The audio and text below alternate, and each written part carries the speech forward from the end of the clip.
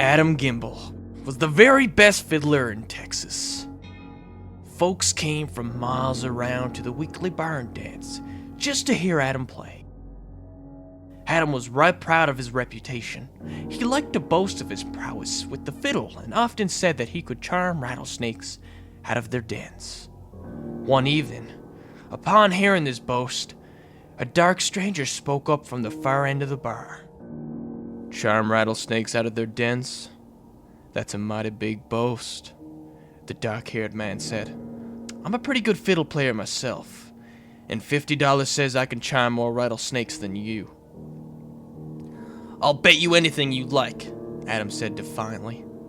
"Done," said the dark stranger with the devilish grin, and he arranged to meet Adam the next evening at dusk at Rattlesnake Ridge. Adam came striding up to the top of the ridge at the appointed hour to find the stranger perched on a flat-topped rock. He flashed a grin at Adam, and Adam shivered a bit. Propping his rifle up against the rock, Adam tuned his violin while the stranger pulled out his own violin. His eyes glowed with the red light. "I will mark them as they come out," he said, grinning at the unease he saw in Adam's face. "How are you going to do that?" Adam asked, swallowing nervously. "I'm the devil. I can do anything I please," the man said. "Rattlers with a yellow dot on their heads responded to your fiddle, and rattlers with blue dots responded to mine. You start."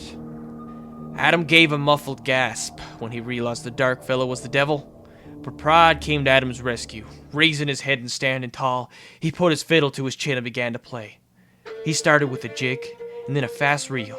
The rattlesnakes came up as he played, the triangle heads glowing with large yellow dots that lit up the darkness of night.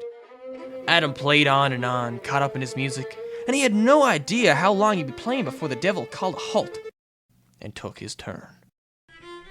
The devil began to play, marches and waltzes and slow ballads. Each song was lovelier than the one before, and the far side of the rock gradually lit up with the eerie glow of many blue-dotted rattlesnakes. Then the devil and Adam played together, fast songs that made the rattlers whirl and slow songs that made them sway gently.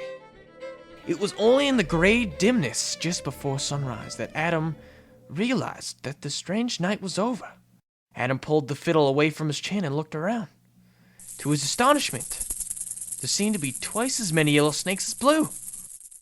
"Well," said the devil, "it's obvious that I must concede the contest to you." He made a strange half-bowing motion and threw a $50 bill down the rock. Then the devil vanished. Grinning in triumph, Adam reached down for the $50 bill and then froze when he heard a long, drawn-out hiss of a rattlesnake's warning. The whole ridge rang with the warning of more than 100 snakes. The snakes were slowly creeping up the rock towards him as Adam reached desperately behind him towards the rock where he'd propped his rifle. And that's when he remembered the devil's strange bowing motion just before he vanished.